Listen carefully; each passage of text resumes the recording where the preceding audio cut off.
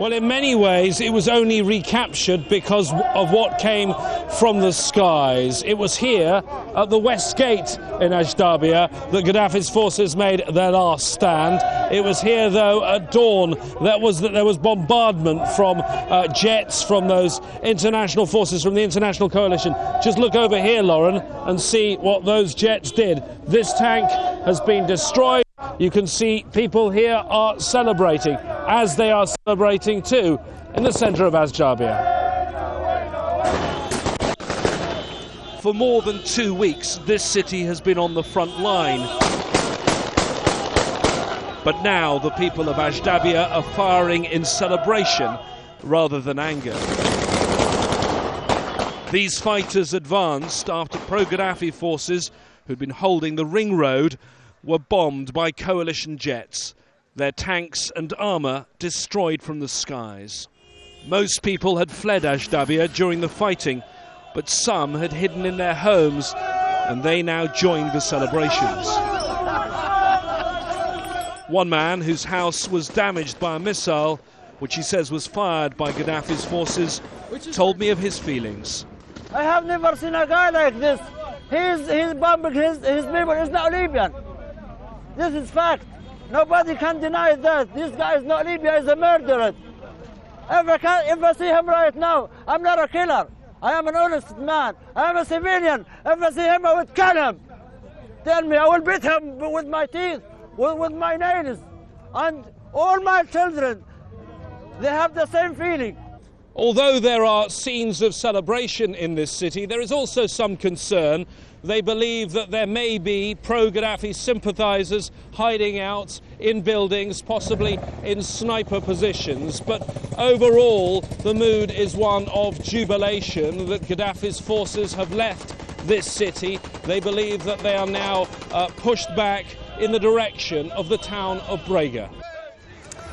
So, James, do they have a plan now that they've had a success to an extent in Ajdabiya? And if so, what is it? Well, I have to say, this has all seemed... Sorry about the gunfire. That's fresh celebrations. But this has all been carried out, it seems to me, without much of a plan. The opposition fighters have come along the main road, hit the roadblock of Gaddafi forces, and that was stalemate. That's how the situation stood for some 6 or 7 days, and it was only when those airstrikes took place that the situation changed. There were some battles on the ground. Come over here, and you can see this was the police checkpoint as you enter Ajdabiya. You can see there have been some heavy battles here. Not all of them, I think, in the last few hours, because remember that Ajdabiya has fallen once before. It fell once before and they lost it last time. So I think the plan is to do things differently from last time. If you speak to the leaders in the opposition back in Benghazi, but do they have control of most of the fighters? Because most of the fighters are these young men who come down here in their cars, very lightly armed, and speed up to the front. Well, they've sped off again that direction, in the direction of Tripoli. Very hard for us to work out exactly where the front line is now towards Tripoli. We're being told different things by different people. I think, in the coming hours, hopefully we'll get a clearer picture of where Gaddafi's forces have stopped. But I believe it's somewhere around the town of Brega, either before Brega or after Brega. It depends who you ask here. James, earlier you were mentioning that some of the opposition fighters had managed to get hold of some of the equipment that the Gaddafi forces had left behind. Is that the kind of thing they can take with them, and do they know how to use it?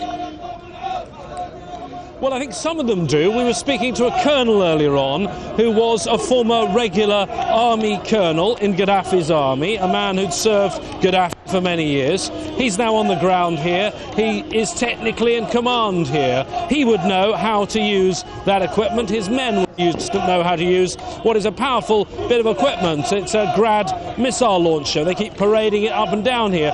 The problem is most of the men here doing the fighting, these young men, don't seem to be under the command of that military leadership. They seem to be doing their own thing. They're very ill-disciplined, I think, by military standards. They're firing off their guns in the air. You keep hearing them. They're firing off rocket-propelled grenades even in the air. No effort here to conserve their ammunition for the next battle.